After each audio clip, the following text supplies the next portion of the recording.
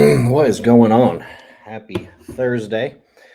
My hope everybody had an awesome Thanksgiving. I'm multitasking is why I'm not staring at y'all. I'm trying to find a video I want to play. But hope everybody's good. What's up, Syndicate? Anybody watching live? I'm on. Hope all is good. My buddy Perry today is unfortunately sick as a dog. He texted me a little while ago and I told him he should just get on and look pretty and not blink or make any noise or anything. Maybe just wave every once in a while. He didn't think that would be a good idea. So I'm gonna roll myself for a little while this morning. If you guys have any questions, feel free to post them. More than happy to answer any. Those of y'all that follow me for a while, one of my least favorite things to do is just talk at a screen, given I can't see anybody. If we don't get any interaction. I got a few thoughts I'm going to share today, but more than happy to answer any questions that I can help with along the way. One of the things I was thinking about while I was driving in today, it's kind of like time of year. I have a lot of conversations with agents. I don't know why I can't see the comments in here. Sorry, Joe, I'm trying to multitask and learn this thing. Anyway, one of the things I have a lot of conversations about this time of year is like people struggle, man, with kind of the discipline of continuing to work around all the holidays and family things and whatever you got going on in life. And I think one of the things is being super intentional with your schedule. No matter what you got going on, we all got life, we all got family we want to hang out with, we all got things to do. But at the end of the day, we all have to provide. And I'll say this too, if you're happy with where you're at financially, don't even listen to anything I'm saying. Like, keep doing you. Like, I'm not mad at it at all. So every time I post something about that, someone always moans. And I'm like, dude, if you're happy, you're happy. All good. But most people are trying to get to a new spot. And this time of year, I've seen bury a lot of people in this industry specifically, or any kind of sales or commission only type stuff. Just because the inconsistency with people's schedule can really mess up your cash flow. And this time of year is certainly a more expensive time of year. So when you combine that with the increase in expenses that most people have, I've seen so many people go out of business this time of year from not playing it right. And I was with my mom. My mom came into town to visit yesterday, and I was having lunch with her and my stepdad, and not related to this thing at all. We're talking about some family stuff they got going on. I don't really have it going on. Some family stuff they got going on. And there's some like, we were talking about how to handle a situation. And it was very different how I would handle it versus they would handle it. Just because there was some timidness to basically tell people no or to decline something. And I remember Steph and I were telling them, we've had to learn to tell people no, and we no longer like give an excuse after the no. Like, one of my favorite sayings that Steph says is no is a complete sentence. So sometimes when people ask you to do this, that, or the other thing, you just have to tell them no. And I used to feel obligated to like not want to tell people no, or if I did tell them no, I'd be like, what kind of excuse can I make up? And I'd make up some kind of horseshit excuse and to reason why I said no.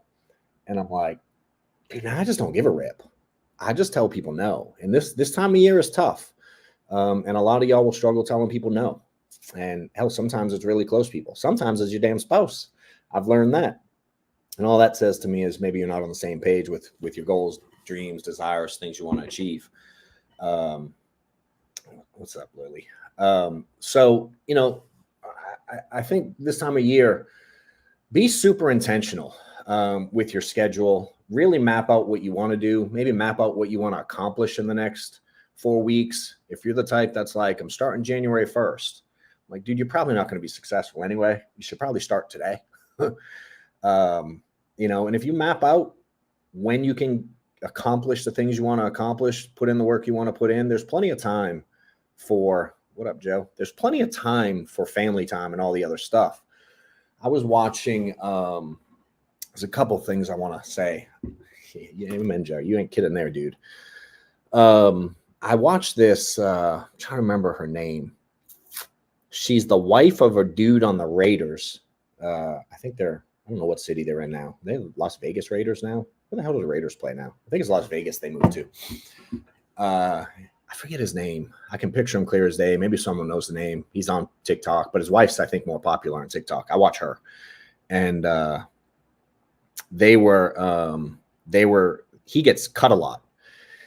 And kind of watching the way she handles things, the ups and downs and the adversity. And right now she's like 9 months pregnant. They're having to move. He just got cut. And just the positivity in her supporting him is really cool to watch. So it's a kind of a neat couple I like watching.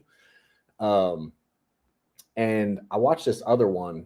Obviously, if you paid attention to football at all, like somehow, what's her name? Taylor Swift is like the most popular person in the NFL right now. The Kelseys have started popping up on my feed, and they do this podcast, I guess. And I just see little clips of it. And the dude on the Eagles, I think it's Jason Kelce is his name, I believe. Some of y'all probably know. The center. And his wife is on their podcast a lot. And she was talking about when they had their first baby. And this is going to be about like sacrifice, right? A lot of people struggle in this industry with sacrifice, and they're like Thanksgiving. A lot of our team dialed. We booked appointments, sold policies, worked on Thanksgiving morning, and more power to you if you don't. But dude, a lot of people are like, what are you doing working on Thanksgiving? Be with your family. It's mean for clients. You're so desperate working on Thanksgiving, all this weird stuff. And I'm like, well, what are you going to do all day? They're like, well, we're just going to chill with family and watch football. I'm like, oh, you mean all the football players that are fucking working on Thanksgiving to support your laziness? Like, why is it okay that they work, but it's not okay that we work? You know what I mean? It's this weird little like dilemma in my head that I can't understand. Or like, you go to the movies on Thanksgiving. You're okay with them working. Or you go to the store because you forgot cranberry sauce. You're okay with them working, you know? And there's some people that just aren't. And it's a funny thing. But this chick was like, when you go, what's the extreme? I don't think that's really extreme. But this chick, the Kelce wife, I don't know her name at all, but I like her too. She goes, when they had their first baby, she didn't even tell him that, like, obviously he knew the baby was coming because they're pregnant and they're married, but it was like in season and he had a game that week. So she didn't even tell him like, yo, the baby's like about to be born in the next minute, day, hour, whatever. She's like, I didn't even give him a heads up because I didn't want to interfere with his schedule. I didn't want to mess with his head. Maybe it was during Super Bowl, Brian. I don't know. I just heard a little clip. And I was like, yo, she's a boss. And some of y'all can't even like not go to a party on a Saturday because you think you have to be with family. I'm like, yo, this chick birthed a child and wasn't worried about her husband being there because he had to work, you know? And I'm like, maybe that's a 10. So on a scale of 1 to 10, if that's a 10, what's your level of sacrifice? You know? And do you? If you don't want to be a 10, don't be a 10. You know, but the frustrating part for me is people want level 10 income. They want level 10 success. They want level 10 financial freedom. They want level 10 time freedom. You know, they want these level 10 lifestyles, being able to support their kids or their family or their moms or church or whatever charity, whatever y'all believe in, you know, but it's like, are you putting in level 10 effort when it comes to sacrifice, and especially during hard times and these types of times? This particular time of year is one of those, man, I've just seen so many people fumble this terribly, in my opinion, given they said they want a high level of success. So I'd be super intentional about that. And I like this one. I'm gonna put that up. Let's see. Brian, Andy Frisella words at investment over sacrifice. I like that. I love Andy Frisella, and I've never heard him say that. You have to send me that clip, or if I did, I missed it. I'm a big fan of his. Melissa wants to be an 11. Well, be an 11 then, you know? And it's like during those times, can you say no? Can you sacrifice? Can you do it? And what's harder is like sometimes you'll sacrifice and you won't see the fruit from it right away. You know, I can remember giving up times when I could have been at whatever type of event for the kids, and man, I'd spend a full day out there and I'd make no sales. And naturally, mentally, I'm like, shit, I could have just stayed home today, you know? But I think just fighting through that type of a day builds something inside of you that pays off down the road. It just may not be that day that you make the sacrifice, you know? So if you're trying to accomplish big things, I would say in my experience, you have to make big sacrifices. You have to do them consistently, and you have to do them when most people wouldn't do it. And more importantly, you have to do them at times when most people are going to give you shit about it, probably verbally, you know? I'll give you another funny example, and it's kind of a different topic, but I post, if y'all follow my stuff, I post a lot of stuff about activity, of course, and mostly because that's how I became successful in this industry. Was my guiding light, if you will. And I know every time I post something about triple dialing, right? That's some of our editors love to cut that stuff because it gets a lot of engagement because I get so much hate message from it. You know, those of y'all that are in the business like it, appreciate it, whatever. But yeah, here you go. Here's another one. Who gave you shit, Brian? I want to know. Was it like family and friends? Because I know it wasn't anybody in my circle that you're now being involved with. So curious. But when I post stuff about like triple dialing or I did one last week that was like, you know, make $200 by noon and get 30 objections and call me and we'll go over them. Dude, my YouTube, like 95% of the comments on YouTube are obviously not insurance agents, but they're negative. And it's people like bashing me, talking about how stupid that is. And, you know, there's someone in our team, Joe, that you know too. I saw posted, someone put a post out that said, what's the worst advice you ever received? What's the worst business advice you've ever received? And this fool posted triple dialing. I'm like, yo, you're in our group. Like I taught it. That's the worst advice you've ever got. I found it funny, and which all good. But I follow this guy. If y'all watch this show, $1 Million Listing, it's like, if you don't watch it, it's basically a real estate. It's real estate realtors, sales guys. Let's see. He's definitely not doing it right. It's a real estate show. This one's based in New York. They have them in all different cities. It's like the Real Housewives of Atlanta, but the male version and sales version. So they follow these real estate agents around and watch them make sales, and they're supposed to be over $1 million listings for the sales. And I've been watching it for a long time, since the listings were pretty small. And now they do, you know, 30, 40, 50, 100 million, whatever dollar sales. And I like this guy. His name is Ryan. I think it's Sarhant is how you pronounce it. He's one of my favorites, and I follow him on TikTok. He's got really good content, and he's definitely much like me in the belief of doing hard work and a lot of activity. And I was trying to find the video to share it here. It's on TikTok, and maybe I'll post it on my story or something later. I couldn't find it while I was scrolling. I was busy hiring someone right before I got on here. Which is funny. I've hired by mistake. I think like 5 people this week have reached out to me just from social. Hey, I saw your stuff on social. I would love to work for you. Like, I don't even have to actively recruit, and I recruit by mistake now just because of all the content we put out. But back to the original concept. This dude, Ryan, he posts a clip this week. I watched it maybe 3 days ago. If you check out his TikTok, it's probably there. And then if I did find it, I was going to have to figure out how to share it here, which I haven't figured out how to do. So y'all were going to have to watch me do that live. But he posted one of his, and I forget the exact wording of the setup, but he said something along the lines of like, one of my greatest strengths or whatever in having success has been my ability to follow up with leads until they die. To follow up with leads until they die. And I'm like, yo, when people get mad at me for triple dialing. And he gave this example, and I might mess up the dates. It was a really long gap, but I think he said, I don't know, again, I forget the start date, 2006, 2009, whatever the date was. He initially got this lead. And it was a guy with some money and a couple, and he was trying to get him to buy a house, and they wouldn't give him the time of day. And he literally followed up every 2 weeks. And I think it was 6 or 7 years later, the couple went through a divorce, and Ryan had still followed up. He said every 2 weeks for that entire period of time.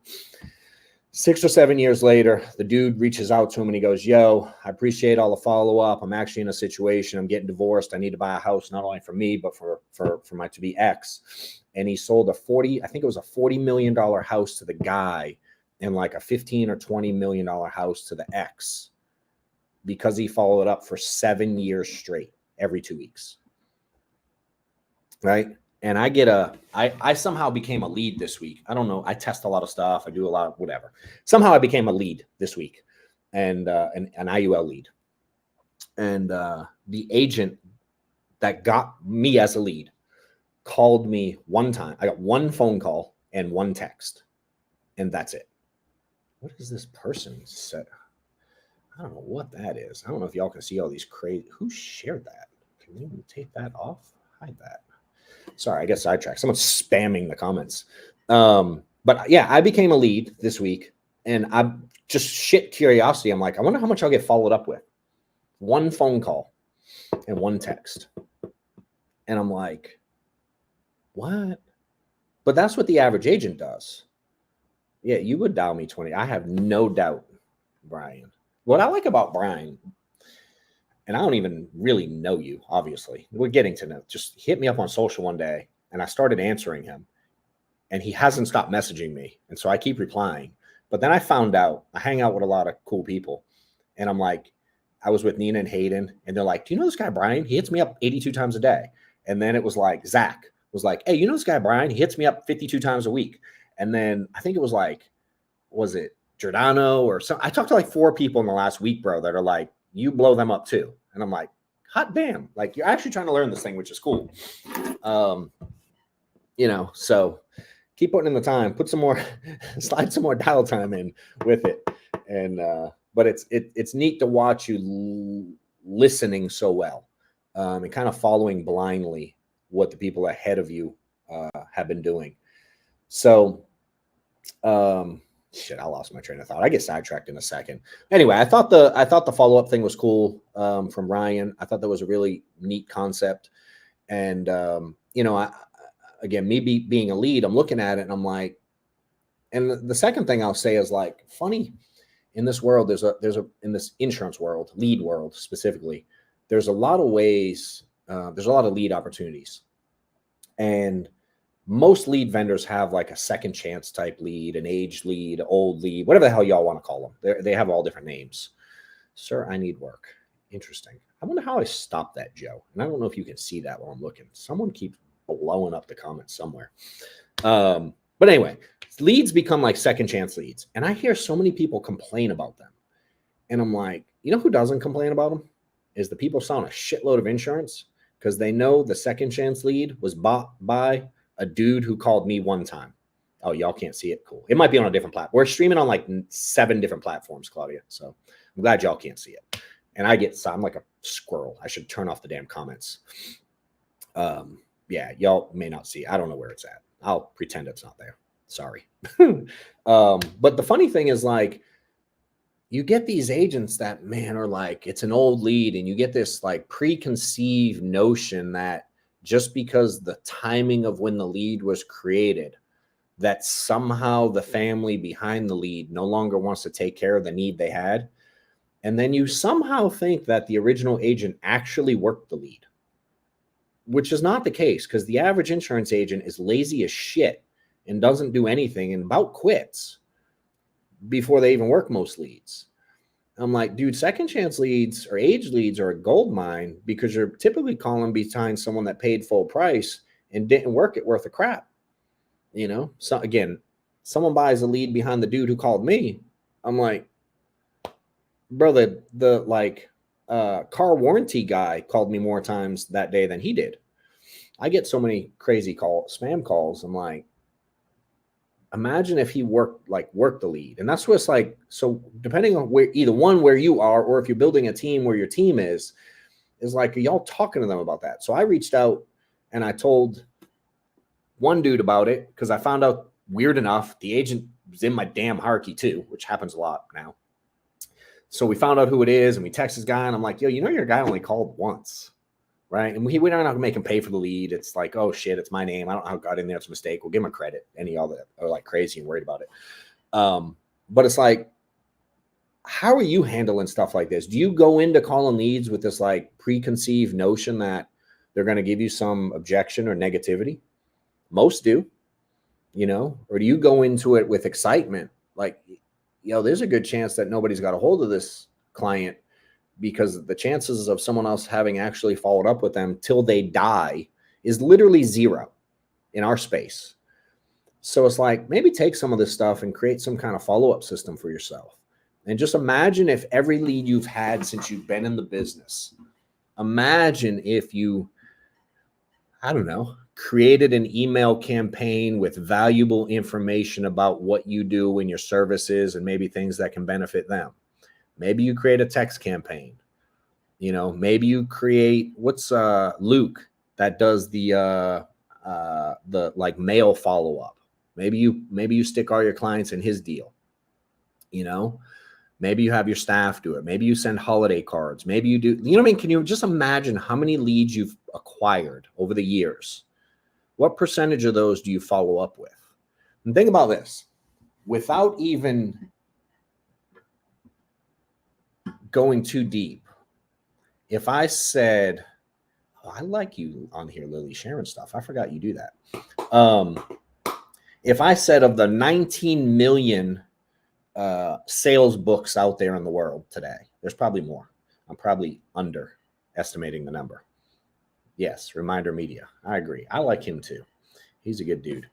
But think about what the average sales book says the number of times it takes to follow up to make a sale in sales in general. Like, what's the number? What do y'all think a number is? Post them. Every time I ask it, almost everybody says about the same number, right? And I'm like, there you go, Brian, 8. I usually see 7, 6, 7, 8 is the most common numbers I see posted, right? 12, Nicole, awesome. Now the question is, do you follow up with and they say contacts. Dude, these sales things are saying 7, 8, 12 contacts to make a sale. Here we go. Do you have to worry about the contact legalities? No, take that one down, please. No, they asked you to call them. Oh, Lord. I'm sorry, Dave. I don't know you and you don't know me. That stresses me out. No, you don't. They filled something out and said you can contact them. Now, if they tell you to stop calling them, sure, stop calling them. But again, irrelevant because very few people. But again, it's contacts. That's how many contacts to make before an average person makes a sale. And now, I don't believe that to be true in insurance necessarily. I can contact someone much less. But my point is, are y'all even attempting 6, 7, 8, 10, 12 times to get a hold of someone, much less actually contacting them? It's definitely not 3. But again, think about your business and do you. But my point is, if you know the number, look at your activity and going, are you contacting the average person this many times? And if you're not, all good. Why is your expectation then that you should be closing them when you know the average times of contact it takes to make a sale based on a zillion years of sales research is whatever number you believe it to be, And I like to help people see different things perspective wise versus going at it and being frustrated with the result. I really want you guys to start being frustrated with your level of activity and your expectation of the result given your level of activity. And for me, that's what changed for me. And if things are working for you the way you're doing it, again, I'm going to keep reiterating it, keep doing you. I'll never say my way or anything I say is the only way to accomplish things. I just talk about what worked for me, and if you got something that's working for you, dude, high five, you can train on it too. Jump on this. We can teach all of it.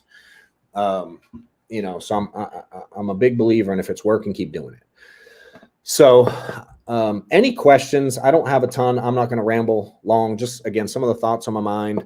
We have some really cool shit we're working on upstairs that I'm about to go meet with my team on, and we got some really cool stuff coming out. So those of y'all that are part of it, part of our world, keep watching what we're doing. We're doing some cool things. But if there's any questions you want to post, I can see some of them. I don't know which comment. I see LinkedIn and Facebook. So again, anything y'all want me to touch on in the last, I'll give a few seconds here. But I think those are my thoughts. I'll even say I'll end my thoughts with this. And if there's no questions, we can end. If there are, please post them. My son this week, he's 16. He just got his car. And I'm very fortunate that when my kids turn 16, now I can buy them a car. And what's sad is, like, now Maddox is 12. Like, he knows he's getting a car for his 16th birthday. Like, when my oldest, Shaylee, she's 29 now. And she's like, you spoiled little shits. She might have got like $100 for her 16th birthday or something, and I think I helped her get a car, but it was like a $2,000 car. And I probably helped her make the payment or something at that time. But I get him a car, and I'm like, he's smart as shit, but he's a lot like me in school, where sometimes he just doesn't put in the effort he needs to have a given result. And I'm not the guy that needs straight A's, but I hate lack of effort. I hate it. It drives me mental. And he's doing really poorly in Spanish right now. And which is really sad, because his mom is Dominican and they don't speak Spanish in the house, but they're around enough of it. I'm like, dude, Spanish is not the one you should be doing poorly in. You're damn Dominican, And again, he wasn't raised speaking that way, but it's still like, he's around it, his other side of his family. He's Dominican Portuguese as his family. So he's around a lot of those languages. Anyway, he's doing poorly. He has like a 50. And the teacher emails a few weeks ago, and she's like, hey, he's doing bad, blah, blah. So I talked to him like, yo, can you please fix it? Like, kids deserve to, yeah. Sorry, these comments crack me up. They deserve $2,000 cars. I think we got mine. I got them these, what did I get them? A Chevy, what's that called? It's like a little SUV thing, the Trailblazer. I got my daughter last year, turned 16, got her a white Trailblazer. My son just turned 16 this year and got him a gray one. Cool little cars. Anyway, failing Spanish, teacher emails, and I go to him. I'm like, dude, you know how little I want to have this effing conversation about you failing Spanish? Like, it's annoying as shit. I pay 20 G's a year for you to go to school. Can you at least just pass the effing class and make your teacher not email me? If I can avoid getting emails and avoid having to talk to your mom about how poorly you're doing, dude, it saves us all a headache, including you. And if I have a headache, you're definitely going to get a headache, because I hate dealing with this shit. That's the way I parent. If you don't like it, I'm sorry. I don't know a different way. I'm not going to beat them. I'm not going to yell at them, because it doesn't do anything. And I'm like, can you just please make it stop? Selfishly for me, because I don't want to deal with this. He's like, yes. So a couple weeks go by. We get another email this week. He's got a 50. And when we were on Thanksgiving break, he was supposed to complete a project and he didn't. And I'm like, bro, what the F? So we have to take away his keys for his car. And I text him and I'm like, seriously, dude? And she forwards me the email. So the teacher emails the kids in class now, I guess that's a thing. And she's like, hey, why didn't you do your project? And my son responds, sorry, I didn't have time on Friday. Now, Friday's the day after Thanksgiving. And I'm like, so, yeah, coaching is like parenting. Yes. Sarah, best, I don't know. I just do my best. So he responds, I didn't have time. So I screenshot it. I text it to my son. And I'm like, bro, is this really your effing excuse? I'm like, you hear me on the calls all the time with agents. I fucking hate dumb excuses. So say you didn't have the time, bro. You didn't have school. You played video games all day. Like, seriously? So meaning the style I'm with y'all, I'm with my children. I'm like, stop making fucking excuses. And if you needed help, open your damn mouth, So again, my style, I will share that. I'm like, can you please fix it? And I said, I texted him finally last night again. And I'm like, dude, all your problems go away if you just fix the stupid class, right? Because his mom's grounding him, taking away his phone and his video games, and he can't do all the stuff he can't do. And between the two of us, and we're not married, right? I'm not married to his mom. So he gets like grounded there, and he has to get grounded with me. So he has to hear her yell at him, and then I have to yell at him. So he gets like double worse. I know that's poor English, but that's what he gets. So I'm like, dude, your problems all go away if you just fix this stupid class. And I know you might not like the class. I know you might have, but can you just do it to make the problem, if for nothing else, to make the problems go away? And I'm like, you effed up. You now have consequences. Can you just move on instead of being mad? Because he was being mean to his mom. I'm like, can you stop being a dick to your mom and just move on and fix the problem? And he gave me a thumbs up. So I don't know if that's teen for F you or teen for yes, dad. I don't know what that means. But that's what I got, was a thumbs up. And I'm like, how does that relate to this? Dude, the situation you're in is probably because of you. And if you've effed up wherever you're at in life now, can you just own it and get your shit together and move on in a new direction and fix it? You know what I mean? And that's what I had to do with myself. I was 35 and broke, and I was blaming everybody else and making excuses for reasons I wasn't having success. And a lot of y'all are out there doing that. And I'm like, can you just get your shit together, own that it's you, stop making bullshit excuses and trying to validate why you're not where you want to be, and understand it's probably something you're doing. And just move on. Stop trying to make excuses and just do what you got to do to get to the level you say you want to get to. Now, my son's 16, so I get to say the level he gets to right now. But I tell him all the time, I'm like, yo, and he likes his lifestyle now. I'm like, dude, you're almost 18. I asked him the other night, we go to this little, my son Mavericks has been, if you watch me on social, he's like addicted to golfing recently. And I'm by no means a golfer, but I enjoy spending time with him because he's 12 and otherwise doesn't like to hang out. So I take him golfing now. And he wants to go like basically every day. It's like 3 minutes down the road from me. It's this little club we go to. And we're eating dinner there after. And, you know, some of the kids now, it's so crazy. They'll get together, go to the country club, golf together, then go in and eat inside the country club by themselves at 12. And so I'm eating with my two kids there the other night after golfing. And they're ordering what they want to order, and they get cookies on the golf course. And it's just stupid for their age. I just can't wrap my head around it because we didn't have a car when I was 12. And I say to my son, I'm like, dude, what are you going to do? Something about Christmas comes up and money and I don't know, stuff they want. It's too much. And I say, bro, what are you going to do in 2 years to continue this lifestyle? Because you better start thinking about it. Because at 18, your daddy's money runs out for you then, bro. Like, I ain't going to let you go homeless, but you're going to have to start supporting yourself. And Braden, this is the same one that's failing Spanish. He goes, I'm going to do what you do.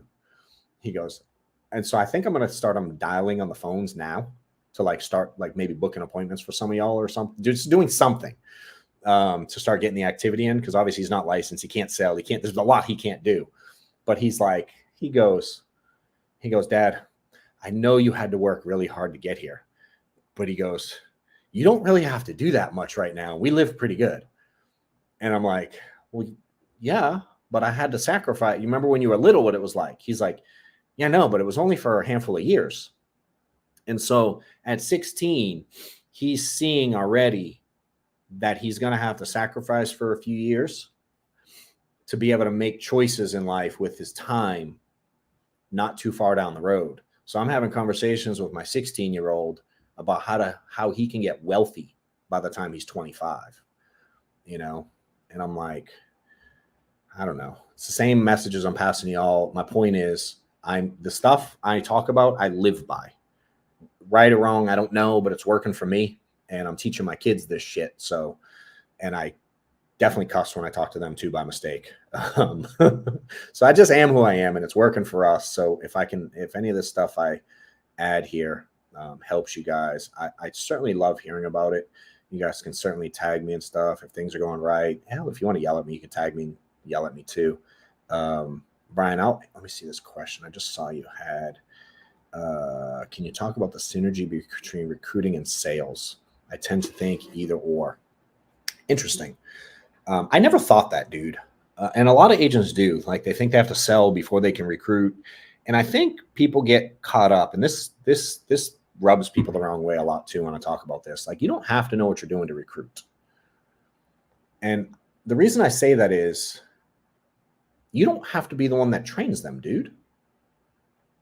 You know, like, meaning, let's just pretend the word recruit isn't what everybody says it is. I was at Orange Theory. So I'm at the gym. I go to Orange Theory as one of the gyms I go to.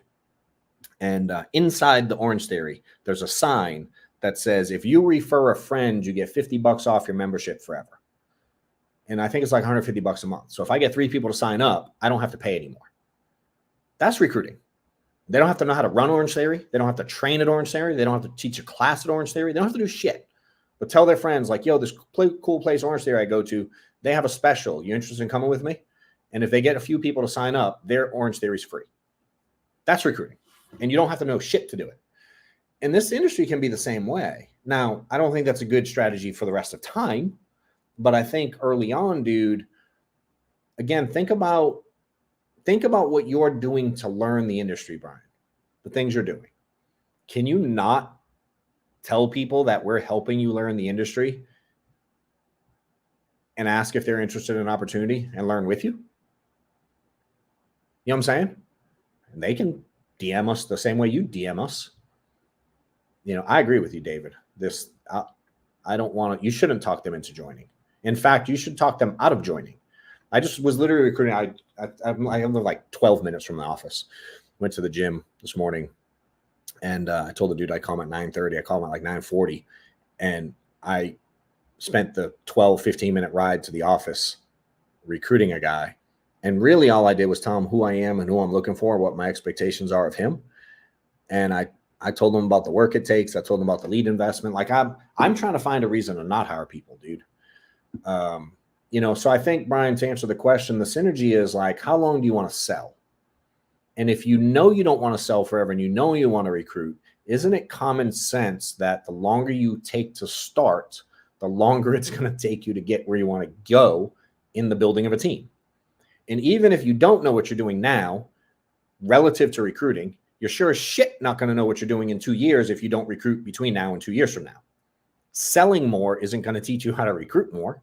It's certainly not going to teach you how to train an agent anymore. Maybe you know the product a little better, but that has almost nothing to do with training an agent. How often do you and I talk about product, bro? How about put that up for them? How many product conversations have you and I had? Relative to how much you've learned, in your words, from the conversations we've had, right? Like, when you type it, I'll post it. But I think for me, dude, it's like, here you go. None. You know, when he calls me about product, I'm like, why are you calling me? You know, there's a carrier. They teach the product. If you need me to teach you product, you should quit. So I think there is some synergy, man, that it's communication. It's, again, there's different stages of recruiting. I can recruit very different now than I did when I was new. When I was new, it was me just pointing people in the direction of opportunity. And even the ones that I recruited wrong and I begged to come here, dude, I learned a lot from it. So even the ones that didn't work out, it's made me who I am today. It gave me such a good education. And I think so many of y'all are afraid to make mistakes and mess it up that you just don't start. And I'm like, dude, I'm excited to make mistakes. Like and again, I'm built like this. We had a new project we were trying to launch yesterday for about a week. I'm working on something, actually with Perry, funny enough. And we're trying to put it together, and it's a system and automations and all kinds of weird shit I do that I just love doing. And my team is like, I come in yesterday morning and I'm like, dude, the only thing, can you please tell me today we can go live? Can we please go live? That's all I want to know. Can we go live today? She's like, 100%. And the day's going on and I'm feeling like less and less 100% feeling. About 4:20 yesterday, she goes, we ain't going live today. Amanda. And if you're watching, you know I love you. So, and you probably know I'm going to share the story and don't care. She probably ain't watching because she's busy. But I'm like, can we go live today?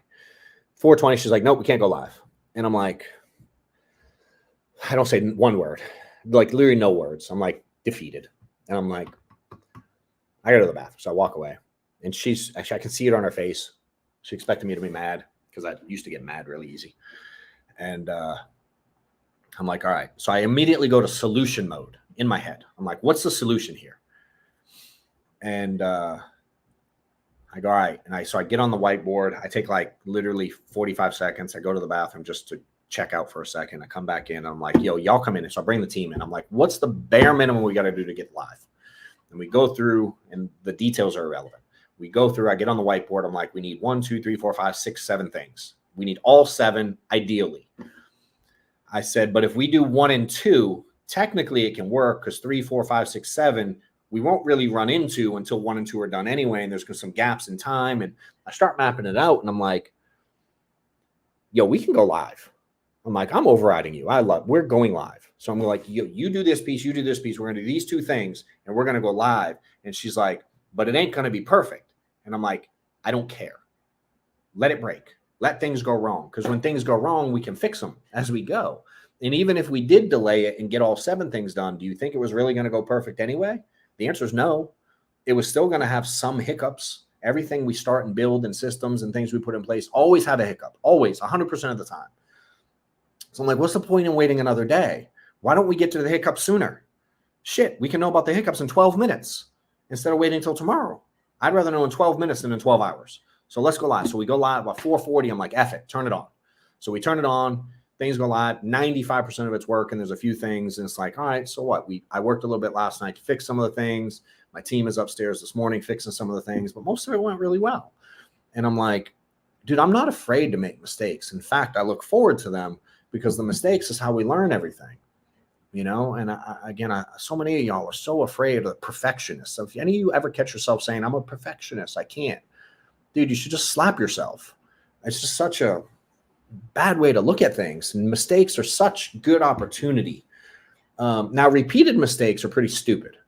I'm not a big fan of those. Like Braden messing up in Spanish, I don't love, but I'm like, yo, can we learn from it, adjust? He did it again. I'm pissed, you know? So it's like, be okay that you're going to make mistakes. Know it. And that's the synergy for me, Brian, in sales and recruiting is you're going to mess up sales. You mess up sales every day right now, dude.